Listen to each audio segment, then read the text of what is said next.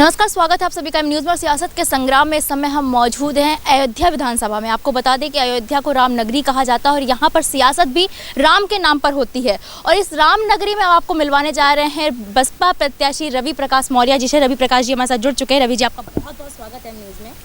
सबसे पहले धन्यवाद आपके एम न्यूज़ देखने वाले सभी दर्शकों को।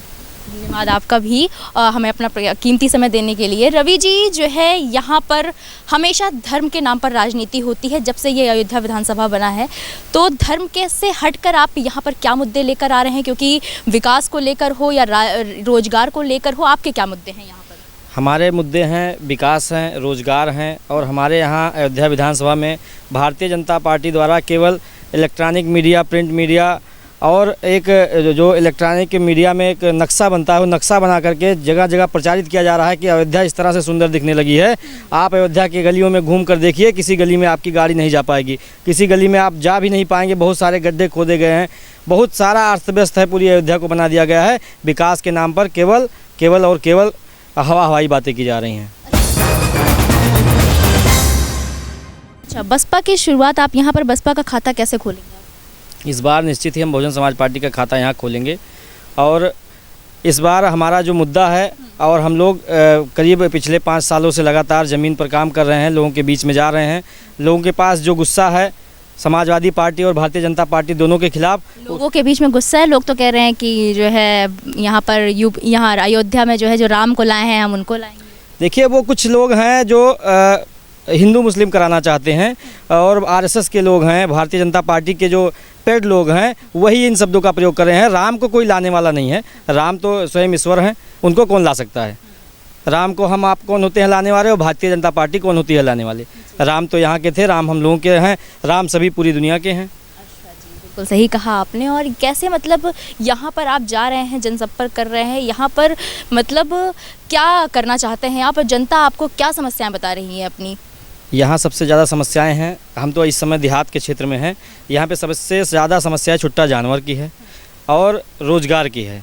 बहुत सारे लोग गांव में जो है पहले दिहाड़ी की मजदूरी करने जाते थे, शहर में मिलता था, लेकिन इस समय चूँकि जब से कोरोना काल आया है और उसके पहले भी भारतीय जनता पार्टी की सरकार में लगभग बहुत सारे लोग बेरोज़गार हो गए हैं, तो दिहाड़ी का काम भी बहुत कम मात्रा में निकल रहा है। इसलिए लोग जो प्राइवेट काम करके भी गुजारा कर लेते थे, उनकी भी समस्याएँ बहुत ज़्यादा बढ़ गई हैं।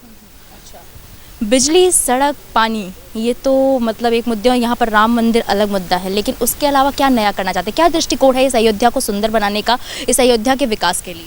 देखिए, सबसे पहले 2007 से 12 तक जब हमारी सरकार थी, तो हमने 14 कोसी परिक्रमा मार्ग में माननीय बहन जी ने बहुत सारा बजट दे करके उसको चौड़ीकरण करने का काम किया था, और सोडियम लाइट से पूरे उसको जगमग करने का काम किया था। लेकिन जब से सरकार गई हमारी, उसके बाद से उस पर कोई ध्यान नहीं दिया गया। अयोध्या के अंदर ही लगभग 4000 आवास कांसीराम साहब के नाम से बनाया गया। माननीय कांसीराम शहरी विकास योजना के अंतर्गत कई मंजिला बिल्डिंगें बनाई गई। हम लोगों ने अयोध्या के अंदर लगभग 300 करोड़ रुपए का बजट लेकर आए थे 2009 में। यहाँ से अयोध्या के राजा बिमलेंद्र प्रताप मोहन मिश्र लोकसभा का चुनाव लड़े थे।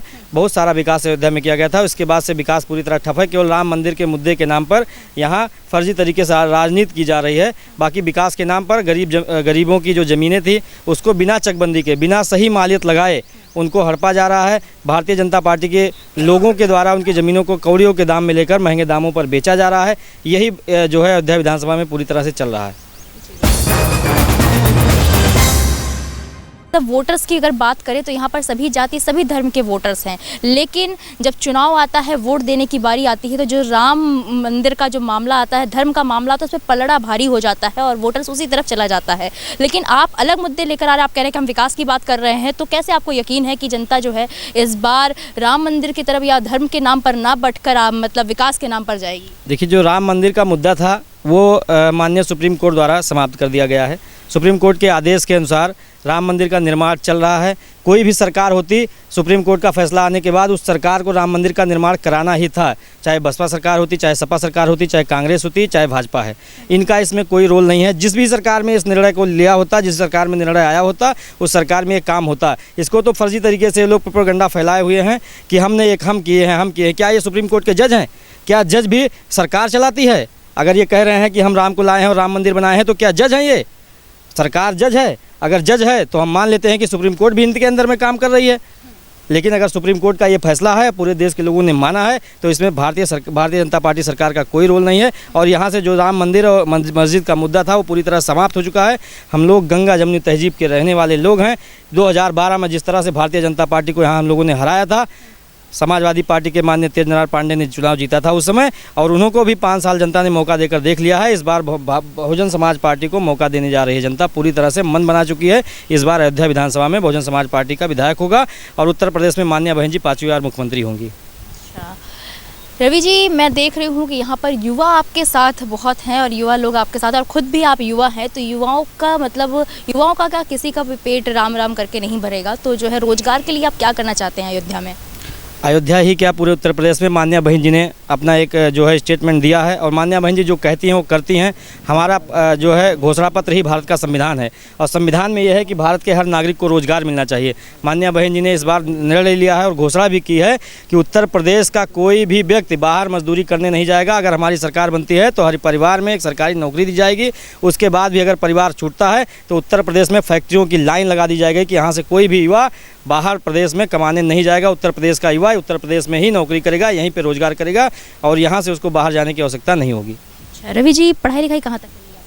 हम तो पढ़ाई, चूँकि हम ग्रामीण प्रदेश थे, हमने शुरुआत में प्राइमरी विद्यालय में पढ़ाई की है, और अभी हमारी स्थिति बहुत अच्छी नहीं थी चूँकि हम बहुजन समाज पार्टी के कार्यकर्ता हैं। कार्यकर्ता के नाते माननीय बहन जी हमने इंटरमीडिएट पढ़ाई की है, और हम BA में सेकेंड ईयर में इस समय हमारा जो है एडमिशन। साल की एज? हमारी एज तो है 32 साल।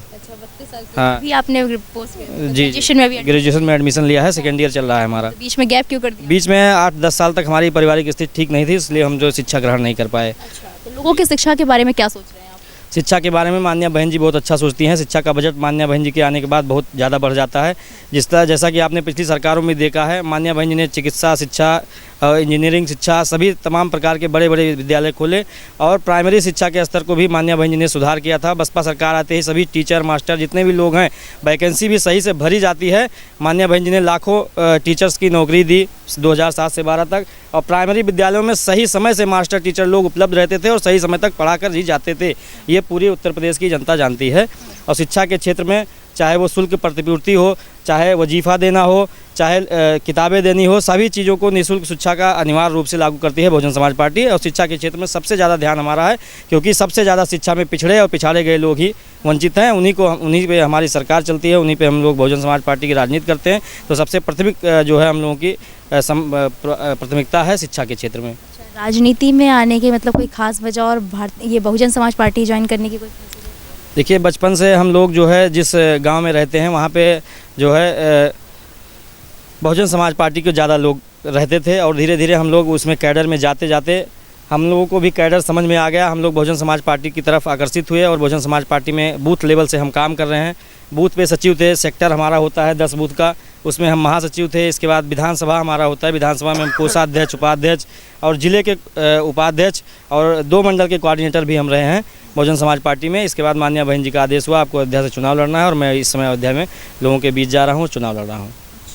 बहुजन समाज पार्टी रवि मौर्य जिंदाबाद, जिंदाबाद। बहुजन समाज पार्टी रवि मौर्य जिंदाबाद, जिंदाबाद। सर्वजन सम्मान में, मैदान में, सर्वजन सम्मान में, मैदान में। बहुजन समाज पार्टी रवि मौर्य जिंदाबाद, जिंदाबाद। बहुजन समाज पार्टी रवि मौर्य जिंदाबाद, जिंदाबाद। बहुत बहुत धन्यवाद रवि जी हमारे साथ जुड़ने के लिए। जैसा कि रवि जी ने कहा कि वो इस बार विकास के मुद्दे पर बात कर रहे हैं, धर्म से हटकर बात कर रहे हैं, और जो राम मंदिर का मामला वो तो आप देख रहे हैं कि राम मंदिर बन रहा है, और जनता, उन्हें पूरा यकीन है कि जनता उनके साथ आएगी। अब 10 मार्च को क्या परिणाम आएंगे ये तो आने वाला वक्त बताएगा। आप लगातार हम न्यूज़ के साथ जुड़े रहिए।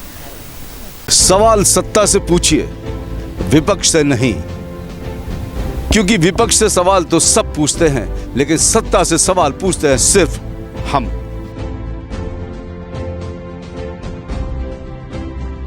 तो आप देखेंगे हमारे साथ यानी एम न्यूज़ पर सिर्फ सत्ता से सवाल, जो करेंगे सिर्फ आप।